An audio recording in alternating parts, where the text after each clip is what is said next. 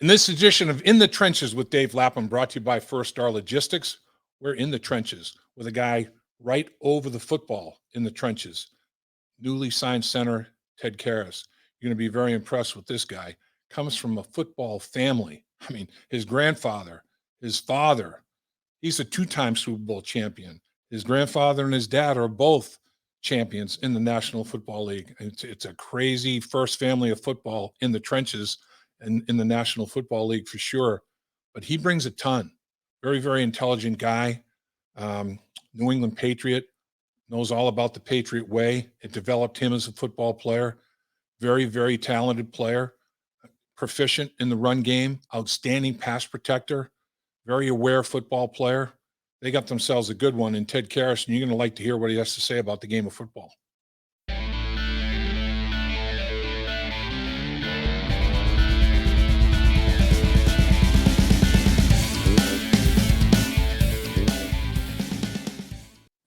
Welcome once again to In the Trenches with Dave Lapham, brought to you by First Star Logistics, and we're coming to you from our beautiful studios here at First Star Logistics. And man, do we have a guest for you today.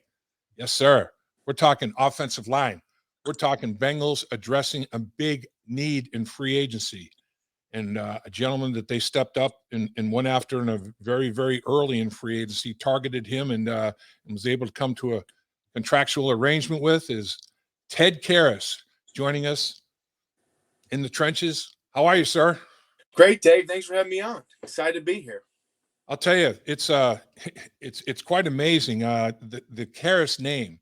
Everybody says, Karras, is that any relation to Alex Karras? Alex Karras, the great football player, the great defensive tackle with the Detroit Lions, and then had a very accomplished acting career as well. Alex Karras, is he related, Ted? He is. That is my great uncle, my grandfather's youngest brother. Huh. So what was it like? What's he like? What's he like, on a off camera, not on a football field? What's he kind of like as a guy? So I got to meet Alex once, actually. He lived out in Malibu, in Hollywood Hills. And when I visited UCLA as a senior in high school was the one and only time we got to meet. But it was great. Gave me a lot of good advice. Similar to all the Karras men, obviously he had the longest longevity both in football and in Hollywood. So, to have a role model like that and someone in your family is pretty special. And then, I mean, the generations of Ted is incredible here. Your grandfather, your father, yourself. Tell us about all the accomplishments in football amongst the Ted Karrases. Yeah, so Ted Karras Sr. Played for 9 years in the NFL at guard, and he won the 1963 World Championship at left guard over the New York Football Giants with George Halas, and Bobby Wade was the quarterback. So, and then Ted Karras Jr., who I'm not junior, which kind of gets confusing when we do some business together with my dad, but he was a replacement player for the Commanders in 1987 replacement season, and they came out with that 30 for 30. They went 3-0 and won the division. And obviously Doug Williams went on to win the Super Bowl. And then the 30 for 30 that came out about 4 or 5 years ago, spurred on Mr. Snyder to give them all rings. So he also has a championship ring. And then obviously they call me, I'm just Ted Karras, but family call me TK3. I'm not the third though, but and I obviously have won 2 Super Bowl championships as well. So there's a lot of history there. I think we might be number 1 in all-time snaps. Maybe the Longs or the Matthews have us. They've had some long careers themselves. So we're up there though. You are. I mean, boy, the Karras family, it's definitely one of the first families of football. There's no question about it. And it's all big guys, big men in the trenches. You got to love that as well. That's something that's a great tradition that you're carrying on there. You mentioned high school.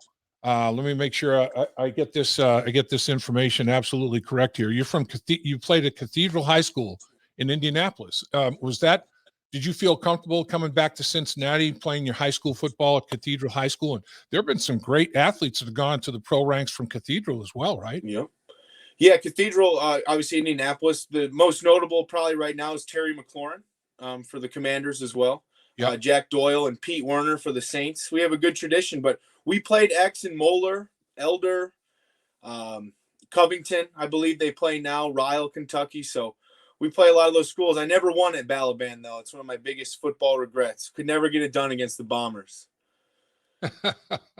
So coming back to the Midwest, did it make your family and friends pretty happy that, hey, you're coming back where it's going to be a lot easier for them to get the games, to access games? Oh, yes. And, we have a really close family and a lot of people in Cincy, Indy, and my wife's family's from Chicago as well. I have some family in Chicago too. So just an unbelievable opportunity, a dream come true to play pro ball in the Midwest. And it's such an adventure. I feel so very blessed and grateful in football because it is an adventure. And to come back somewhere close to home, means a lot.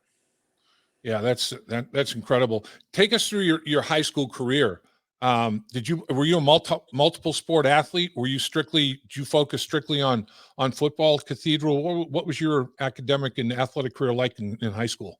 I was strictly a football player. I don't encourage kids to do that now, but I had a specific goal. I loved football from the moment I started playing when I was 8. Nothing else. I just wanted, when it was a football off season, I just wanted to get ready for the next season. So I didn't feel emotionally invested in any other sport. And I felt that, I could do a lot more good for myself and my team, just being in the weight room and just totally dedicating to football. And you end up, like you mentioned, you went to UCLA to visit. Oh yeah. To visit as a recruiter. You went to Illinois and matriculated there and played football there. Why Illinois? You obviously had other options. What was it about Illinois that intrigued you?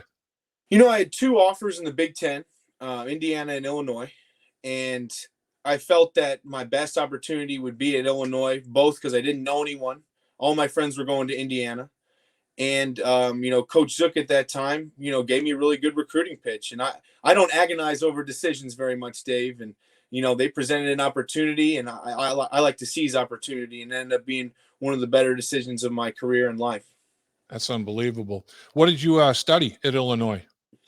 Communication, and then have a master's in recreation, sports, and tourism. And then I also have a master's of business administration from Indiana University. Wow. So I ended up going to Indiana after all this time, but it was just online.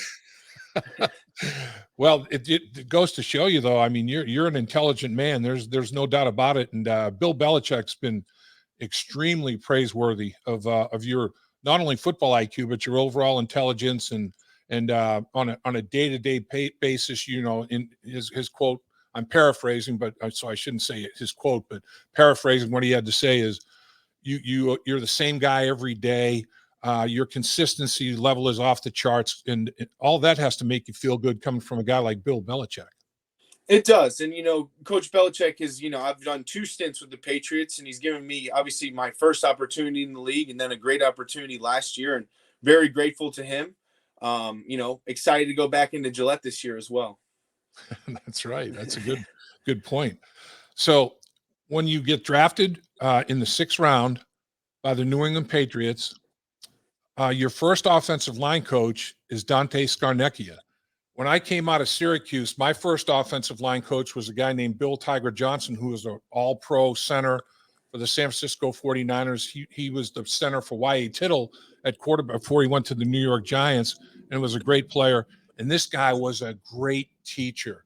And as a rookie, I just felt so blessed to have this guy as my first offensive line coach transitioning to that next level of football. Did you feel that way? What was it like working with Dante Scarnecchia, as your first offensive line coach you were exposed to? I owe a lot of my career, I would say my career as a young player and even up till now, developing in the style that needed to play in the NFL. Under his tutelage, I got a lot better, obviously, to the point where now I can be an NFL veteran. And, that wasn't always probably the case early on in my career trajectory. So I'm very thankful for his coaching and the way, his style that he brought and how he taught us. He's a very great teacher. And, I've just a tremendous amount of respect for him. And, very thankful for that opportunity early on in my career to learn from who many consider to be the best. You make an interesting point. You said, early on in your career, there was some adversity that you had to deal with. You did get waived. You got signed to a practice squad. You worked your way back into a situation where now you're an NFL big time offensive lineman that can play multiple positions, position versatility. What was the I guess the never quit, never say die attitude obviously was always there, but was there something that just kind of turned things for you from a career standpoint? Well, I would say probably 2019, but obviously before that, the first 3 years I would spot start, and we, at one point for 3 years, whenever I played, we were winning the games, and Yep. just seizing opportunity when it came. In 2019, there was a freak injury with Dave Andrews, the center of New England. Had to sit out a year, and that was kind of my first shot to be a full-time starter, and obviously took advantage of it. Got to go down to Miami and then come back to New England, and now we're here in Cincinnati, and it's just taking advantage and seizing opportunity when it comes, and it all comes down to performance. So when you get a chance, you got to play well. It's interesting. During the course of my career, we had an injury to a great player at center, Blair Bush. I had never played center before in the National Football League. Had never played center at any level, high school, college, or NFL. But I was, quote, the backup center, and had taken some snaps at practice, just to make sure I could snap the ball to the quarterback and, make sure to get the exchange right and all that. But had to play and had to finish the last 6 games of that season. And it turned out that it was a pretty good position for me. Ended up doing pretty well at the center position. Had you played center at any level before that against the Patriots? I had played center on JV as a sophomore at Cathedral.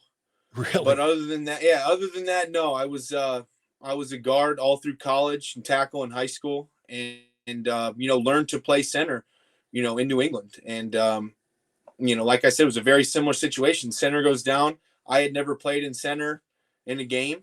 I think I played 2 games in 2018, but then other than that, at the end of camp, it was, you're the guy. And the center position is such a unique position. I mean, there's every single snap, there's 2 people that handle the ball every snap, the center and the quarterback. Other than that, there's no other guys that are involved on a snap by snap basis of handling the football. And then that's a responsibility in itself. And then making the call, first of all, recognizing, communicating, making calls and all that. You're directing the ship up front. There's responsibility to that, and there's not pressure, but I mean there's a lot of responsibility to that. Do you relish that? Is that something that you want to have control of? I do. I love the responsibility of that. And anytime you handle the ball, in a game, you hold the fortunes of your teammates and the whole organization in your hands. I mean, everything is based on the ball in this game. It's a football game. And, you can get overwhelmed at center, when you're learning it. But I kind of broke it down into just really 3 things that you need to do. You need to make the call, you need to deliver the ball, and you need to block your guy. And that's kind of, my 3 things that I'm thinking every time when I ID the front, when we get the play call. Make the call, deliver the ball, and block your guy. And if you do that, you can stick around at center in this league.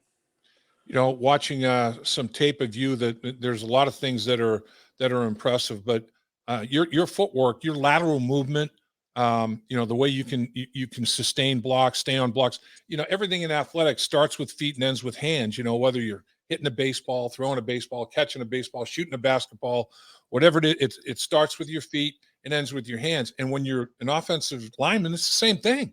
Your feet get you in position, your hands finish, and your hands and feet, man, you're a technician. You really do a great job with your footwork, with your hand placement, and how you utilize your hands. Is that something you take great pride in? I do. And O-line is a repetition position. And, as someone who's never been touted as one of the greatest athletes, I've, worked my way to become, a good athlete. But, as long as if I can have my technique right and my hands right, I can win a lot of blocks and most of my blocks in this league. So that's something I take very seriously. Repetition, continuity, O-line is a lot of that. And, as we move forward here, I'm excited to get to work with Coach Pollock and his techniques and kind of refine not only my individual technique, but working with the guys next to me, who a lot of them will be new, and we're working with new guys this year. And I'm excited to get there in the spring, get going, and start just getting some reps down together so that we can, go into the camp here, rolling. Yeah, you bring up two great points. First of all, is Coach Pollock, who is he's got a saying, master the mundane. Like you said, over and over and over again, the repetition, repetition breeds comfort level, which breeds excellence of performance and all that. And he is just, I had a great line coach that was our Super Bowl 16 coach, Jim McNally, and we were doing the same drills. We'd go out a half an hour before practice started to get all of our drills in. We were doing those drills the last practice before the Super Bowl as we were doing in training camp every single day, the exact same stuff. And you could do them in your sleep.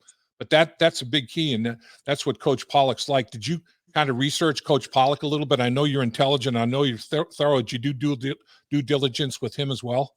I did, not to where that would make or break my decision. I feel like I can work with anyone, but obviously as I've gotten to know Coach Pollock now, it's been, I can't wait to work with him. Obviously he played for a long time, mostly with the 49ers and has been a coach, for a lot of good O-lines, probably highlighted mostly by Dallas. And so, guys like Travis Frederick and Zach Martin, who've played, who, were at the top of their position for close to a decade under his coaching. So I'm really excited to learn what I can from him and get to work. I love his demeanor so far. We've had a few good conversations, and obviously our relationship will grow as we work in the football realm together. You made mention of the other point too, that the right side, center, right guard, right tackle, all new guys signed in free agency. That's what's going to happen there. There's Karras at center, Cappa at right guard, Collins at right tackle. And, Jonah Williams probably gets the opportunity to stay at the left tackle position. Left guard's up in the air. It's wide open. It's a free for all there. But you're going to have, different players on either side of you. Is it overrated when people say, oh, that's going to take some time. That's going to take a minute for these guys to get used to playing with each other? Or is the reality there? I always used to like to make the comparison, a reference to, a good offensive line plays like making a fist. You have 5 linemen, 5 components. You don't think about curling your fingers and wrapping your thumb. It's just involuntary. It just happens, and when a good offensive line's operating, that's kind of how it operates. Does it take a little time? What's your take on that? Well, I would say definitely there's work to be done. I don't know if it's, hopefully, the work that we put in can shine on week 1 would be the goal. And obviously as the season moves on, there's nuances of guys and coaching, and that will, we want to continue to improve the entire season, and going into hopefully the playoffs, really sound. But yeah, there's work to be done. I wouldn't say that I'm going to sit here and give you a timeline about when we're going to be a good O-line. Right. I think we're going to work very hard. I think the guys that we brought in have been a pleasure so far to meet. I've met Lyle and Alex, and everyone's got a great demeanor. Everyone's hungry to work and to win, which is ultimately why we're signed to be here. We need to help win games. Frank Pollock in the running game, it's based on the outside zone, the stretch, whatever you want to call it. And you have a great feel and ability. When I watch you do combination blocks, it's not an easy thing, the timing of it, when to come off the double team to climb to the next level, and making sure that it's secure and your guys got a piece of them where you feel comfortable coming off to the next level, and all the footwork and all those things that go with that. You're really good at it. It's really nice to watch you with your lateral movement and how you handle those things. And then also in pass protection, Bengals offensive line had real problems down the stretch in the playoffs, and actually toward the end of the season through the playoffs with twists. And it was simple awareness, awareness and recognition. Man, you are really watching you on that stuff. You are really keep your head out of there, boy. You're really aware. You pick everything up and pass it off beautifully. Are you excited to be part of?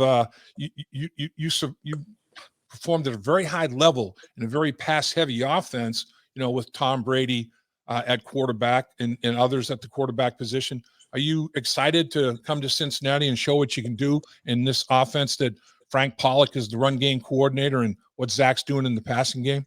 Absolutely. And thank you for those nice words. Yeah, no, I take obviously my job very seriously. And, a lot of twist pickup, starts with individual technique. And I know that, under Coach Pollock, we're going to work that hard.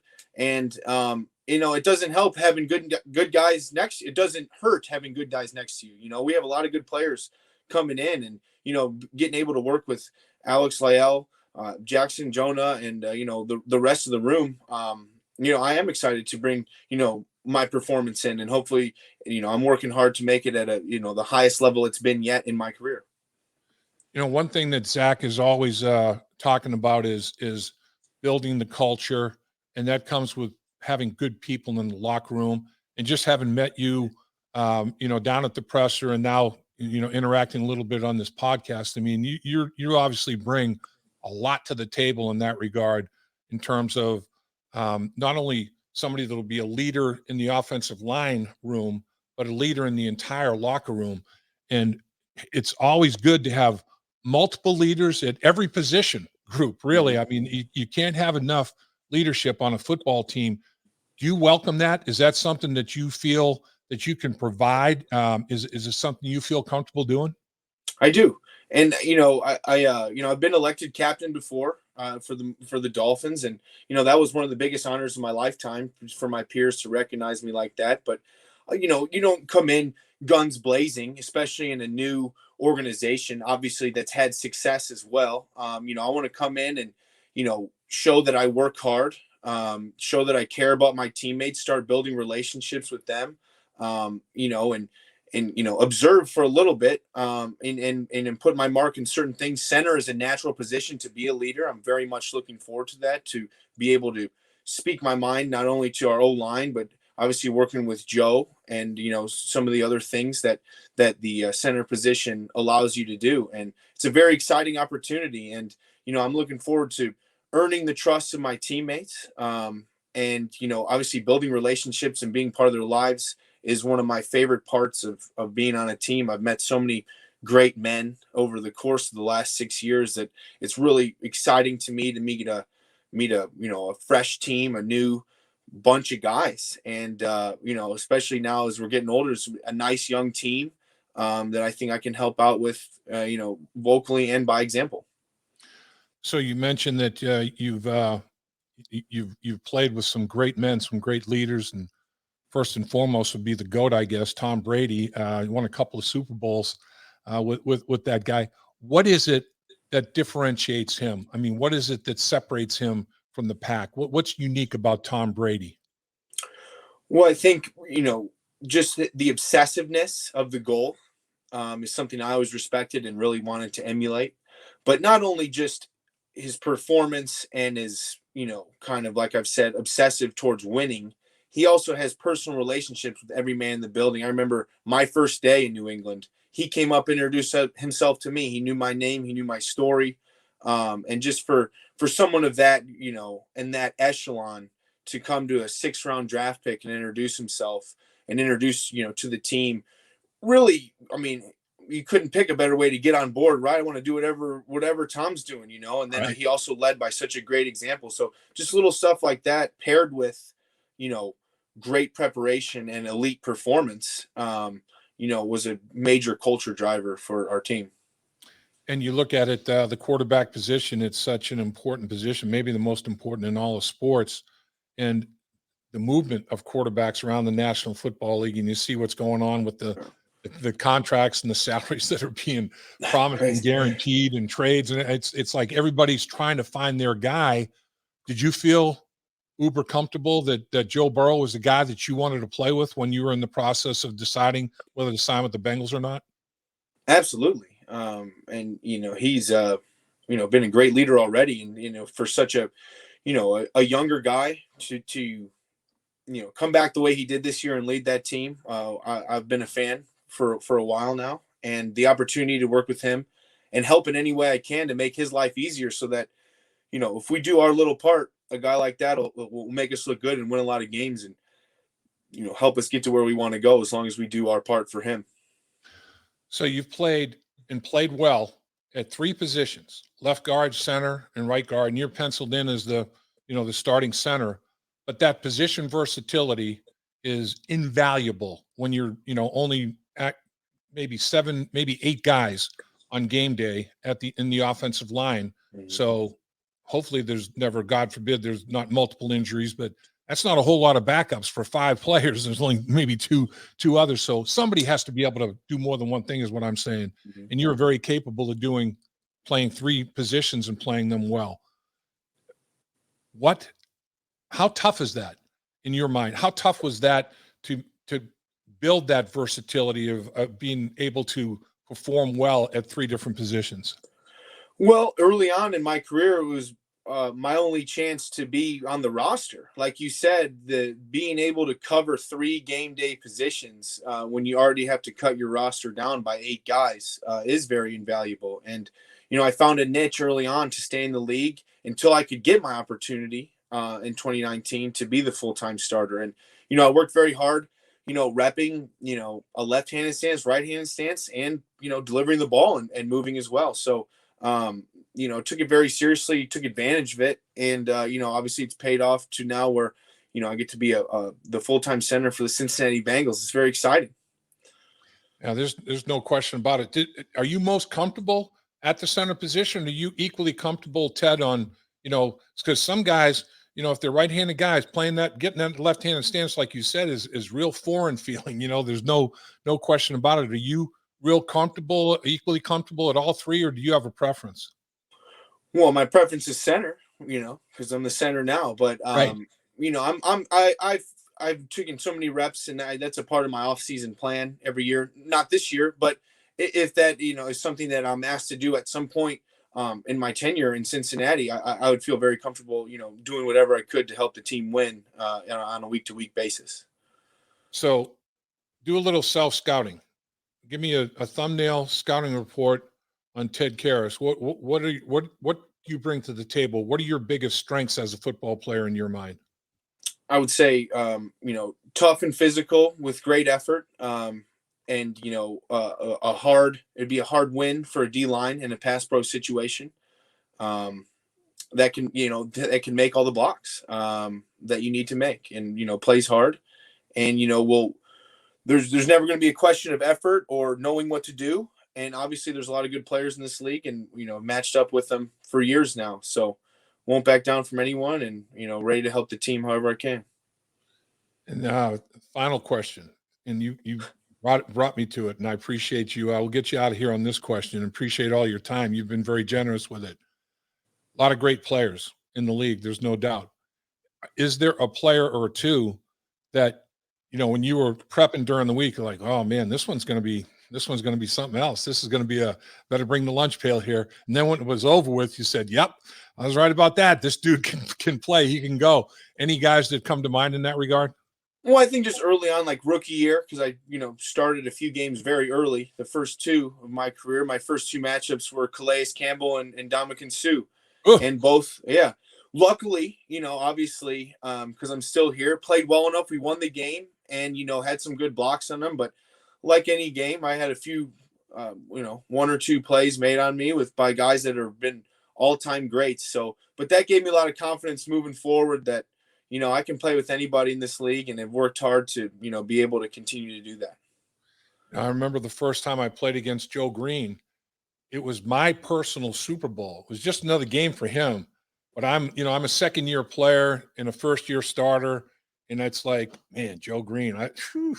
So you talk about sky high. I was the adrenaline was pumping. Felt like it's fun. And then it's fun to, compete with the biggest, baddest men in the world. And that's what the NFL is. And it's a very special opportunity. It is. And then when it's over with, and like you say, in some cases you did okay. Other cases I could work on that. But it's like, man, I survived. And the team won. It's all good. Let's move on to the next thing. Let's go. Yeah. Those kind of challenges are very cool. There's no doubt. Well, I'll tell you, I know the Bengals are extremely excited about the opportunity to have you play in the center position for them this year in 2022 for a lot of reasons. And I think we've just seen a whole bunch of them here just in the half hour or so we've had a chance to visit with you. And congratulations, well earned, well deserved, and looking forward to a lot of years with Ted Karras and the Cincinnati Bengals, my man. Me too. Can't wait to see you in person here coming up in a few weeks. And anything you ever need from me, Dave, don't hesitate to reach out. Thanks very much, Ted. Have a great one. Thank you, you too.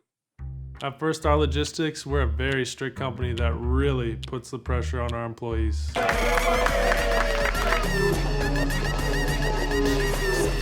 Brakes? What are those? That's what I'm talking about, Icky.